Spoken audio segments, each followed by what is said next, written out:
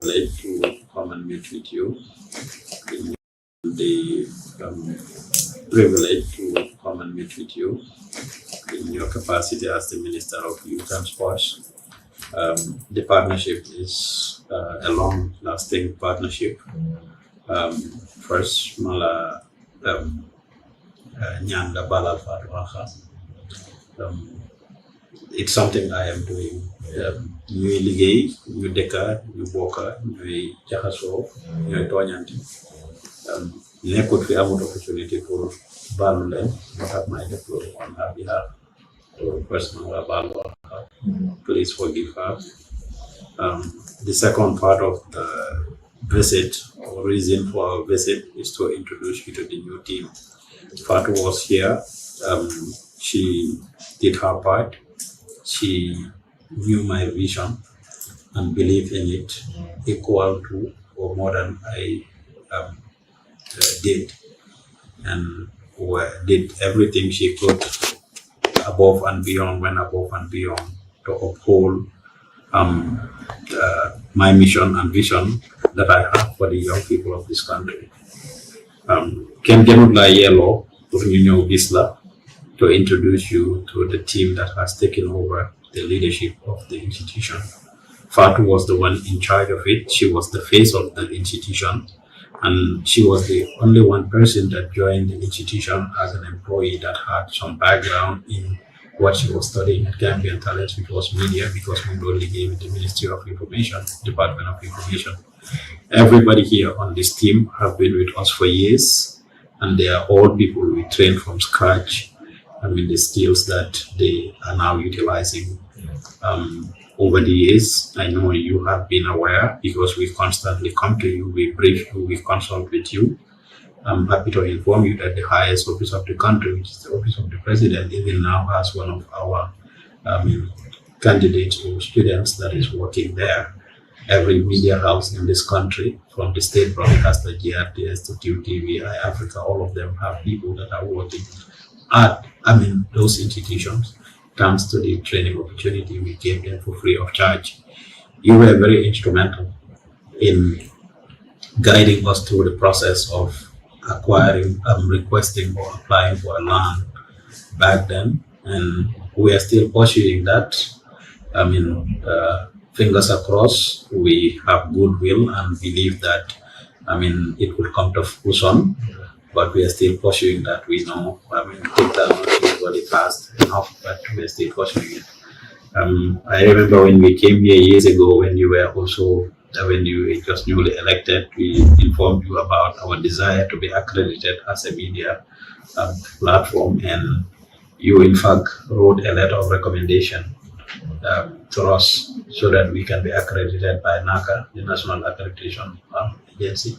I'm happy to inform you that we've been granted our temporary accreditation for 2 years, which expired July of last year, and we were going through the accreditation for the permanent license. And I'm happy to inform you that tomorrow we should be picking that up. We have already been informed that the permanent accreditation has been granted. These are years of hard work that we go up and down. The third thing we talked to you was about the media license for radio and TV.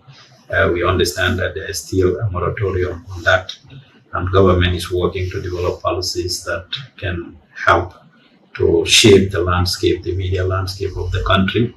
We need it now more than ever, because it will increase our reach across the country, put us on the satellite, to give access to more ordinary Gambians to see what we are doing, but very importantly, to also be utilized as a platform to train the young people. So it's been a genuine partnership, and we appreciate it, we recognize it. That's why I said I should bring the team here. Musa Jata rose through the ranks of, from his training, 6 months into his training, we hired him as a staff videographer, and he rose through the ranks to become a supervisor, technical director, deputy country coordinator. When Ida left, and now he is the interim country coordinator. Ibrahim Asanyang behind the camera is our new operation manager. same. He also rose through the ranks, of course, after his training to become the current operations manager. Yeah, Bio, maybe Dunyaka Muhammad, he goes everywhere with Fatu for the past 2 years. He was Fatu's right hand, assistant, and yes, finance president. Yeah, exactly. Ramatulai Bimala introduced her mom during your campaigns years ago. Interviewed her multiple times. I know you know Ramatulai. I said to colleagues, our government correspondent, everything government and current affairs she runs. Dunyaka Hamin, who borrowed them, when they go at Mom Adam, nobody Adam being the camera person, so they go everywhere the government goes. Moma Ramatulai, Kimneka, supported by the editor-in-chief Adam Makasuba, after journalists, and all of that. The target are really far to don't have. So I held in a business semester, far to don't have. She has just taken it over.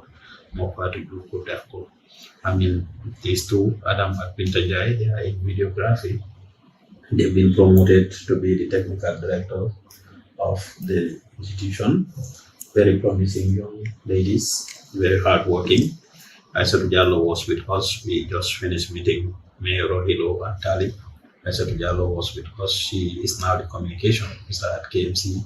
Saying everything more for me, visual data of 360 and all these young people that are making waves, controlling the media landscape are all, products and byproducts of Gambian talent. We are very proud of.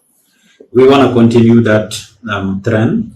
Still, we still need partnership, especially now that we are accredited, that the certificate we're providing for these youth would be recognized. We still want partnership, government, through the development partners, as we have requested years ago. We have a proposal. We would like to see your ministry engage the development partners of the country and see how they can support us with funding some of the projects we're doing. Every single time, now included, we have, tens, if not up to 100 applications sitting on our desk.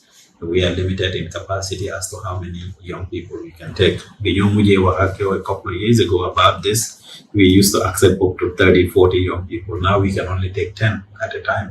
The latest batch started 2 months ago, and there were a group of 10 young people. Where does that leave the rest of the youth? When we met the president last week, that was what he told us. He said the young people should be taken care of because they are a group that we want to buy help.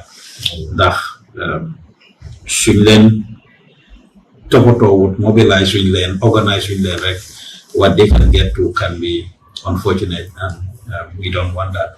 So we are here, we are ready, we are doing what we are doing, we are not relenting, and we just want to make sure that the partnership continues. So anything you can do at ministry's level, either the ministry, we recognize, the support that came, I think up to a year ago, we received some support from the ministry, and we want to continue to see that happen.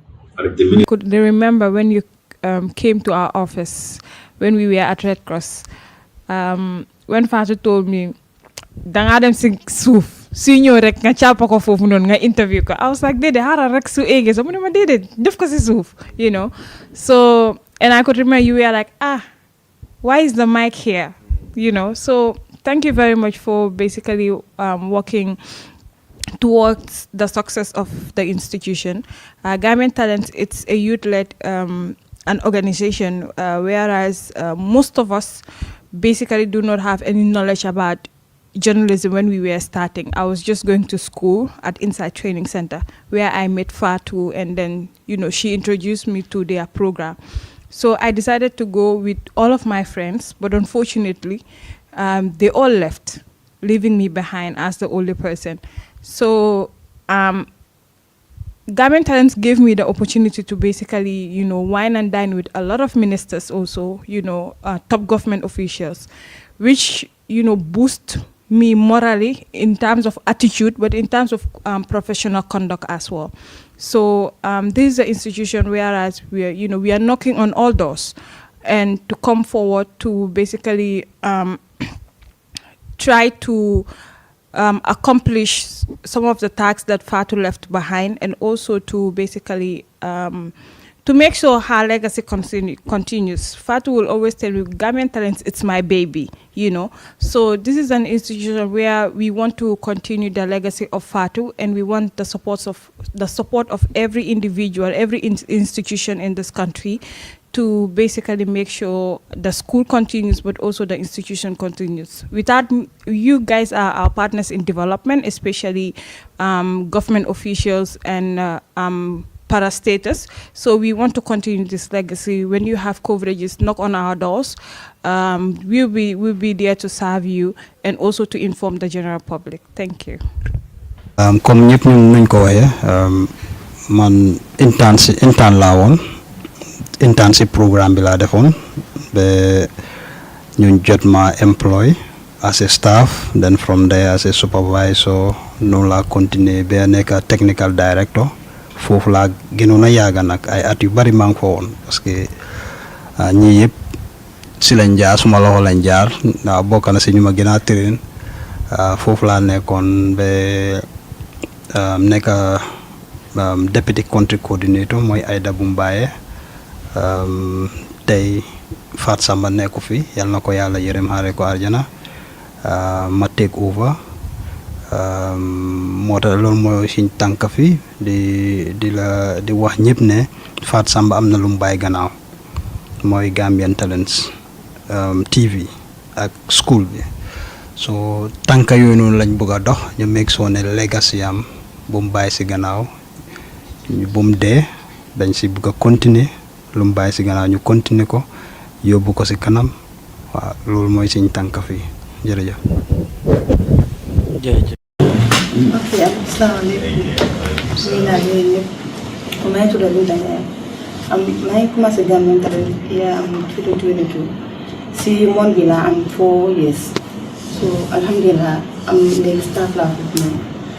bu may staff moom métti woon na trop parce que musuma def media te xalaatu woon na tamit dinaa ko mos a def. so through Gambian Talents laa amee skills yëpp ba tey gars yi staff mu nekk gars seen liggéey. head of technical di sant yàlla si loolu noonu bu baax a baax ndax xaar naa ko foofu noonu te métti woon na trop liggéey bi métti woon na trop waaye alhamdulilah. loolu moom ku nekk la jëlal def ko nit and then jovial be parce que am na a dividing line of course di professional job bi mu ngi fa woon waaye tamit personal relationship bi mu ngi fa so that was a rare thing because ñeneen ñi dañ emotion daf leen dee carry too much or political difference daf leen dee carry too much waaye moom si has established very good relationship with everybody, you know, and ñëpp ko respecté tamit because fu mu dugg rek lim soxla daf ko dee mën a am, you know, kon loolu dañ ko nawee rek ñaanal ko yan na ko yàlla yërëm, you know, yàlla xaare ko àjjana yéen ñi fi bàyyi tamit ngeen liggéey ak moom yàlla jox leen xoli muñ rawatina ki nga xam ne nii mooy woon boosam nekk jëkkëram nekk ko xam ne ku ko mente bu baax la di Mr Joof Ousman te loolu moom yàlla mooy def loolu parce que lu bëree dox seen diggante comme ni mu waxee fii moom ci boppam ci wàllum liggéey ci wàllum personnalité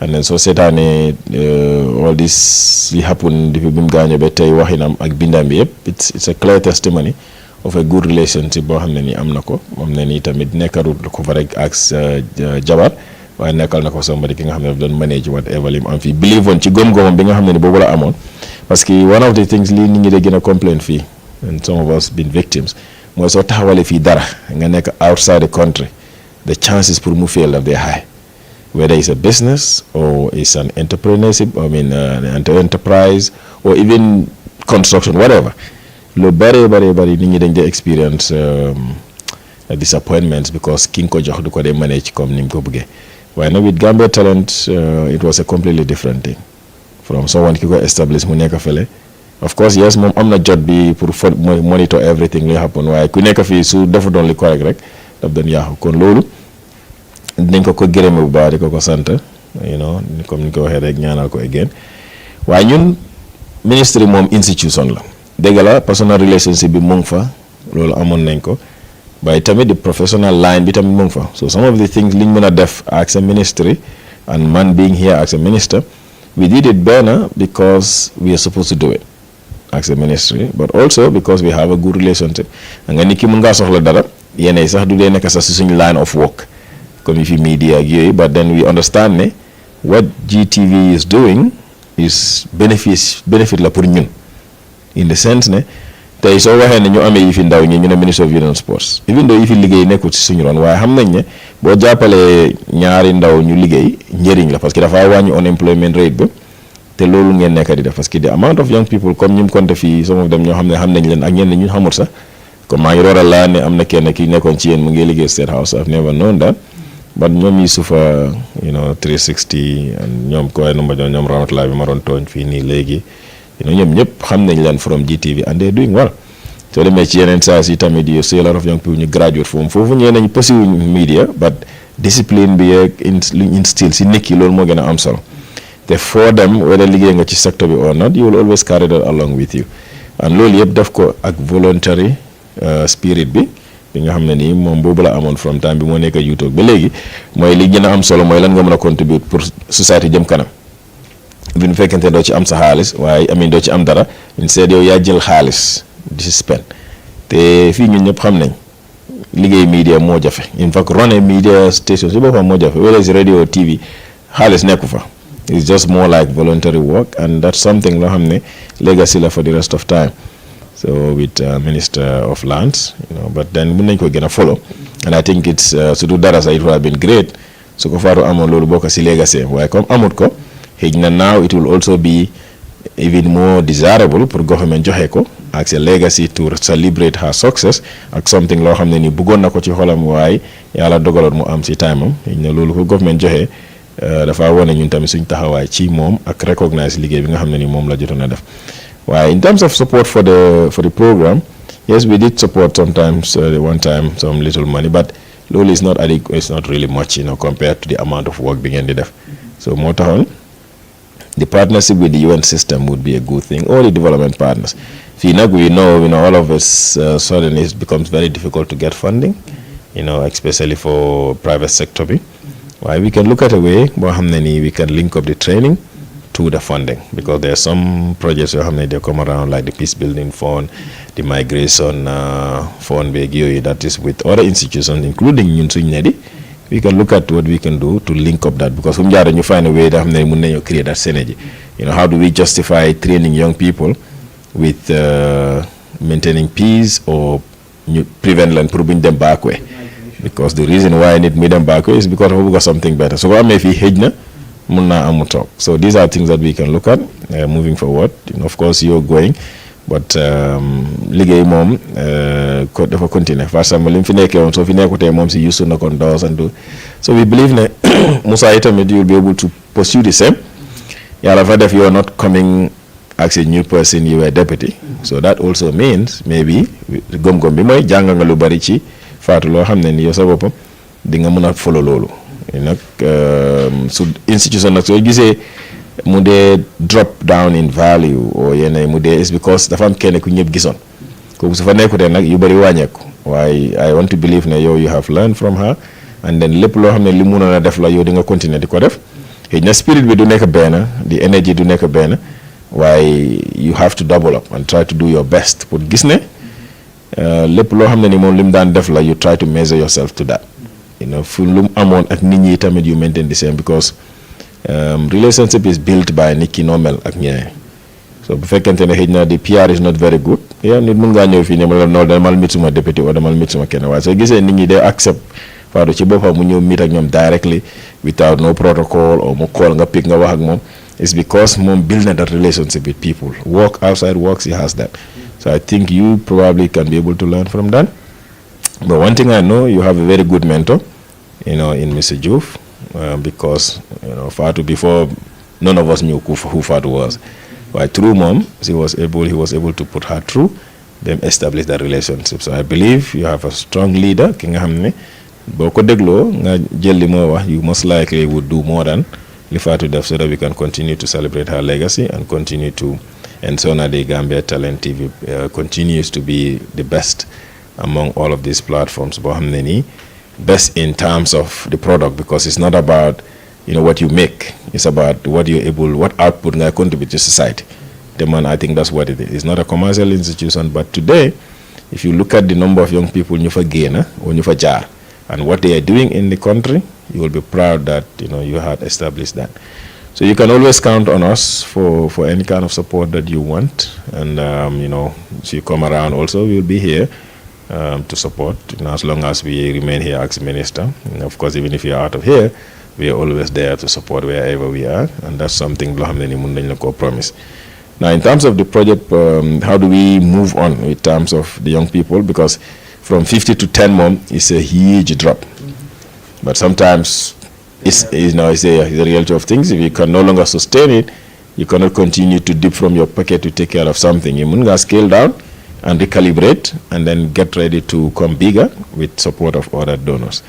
So we'll all do our best to showcase this work that you're doing, and see how best we can get our partners to support. Of course, partnership is a completely different thing, because now if you want to bring somebody in, there's a lot of assessment, a lot of work being there, but I think it's doable. So that's something that I just want to say. Monsieur Joof, again, ñu la gërëm di la sant bu baax a baax ci liggéey bu rafet bi nga def ci réew mi, and everybody knows it. Of course, sometimes li nga wax about the name of the institution, ñu de ko tuddee ko POJ, which is good, and Fatou was right in the sense quite a number of times people don't celebrate people, until maybe soo fi nekkutee then they start talking good about you. But then you would certainly stand out as one person that has done so much for the country and supported by her, and when she was alive. So whether you see us or not, or you hear from us or not, you can always send somebody here, and then we will be there to do whatever we can. So two things that will follow. We'll follow up the land issue, continue that, and then I'll talk to both NYC and NEDI. Put me said, partnership, something can link up with what you're doing in terms of skills building in the media, seeing it from the angle of employment creation for young people. Yeah. So we just want to say thank you. Musa, Lisa is the one at Nedi, and Alaji, Ma'am Lisa Kamara. That one Alaji Jaju you already know. So the two institutions, them. Well, I can provide that. Yeah.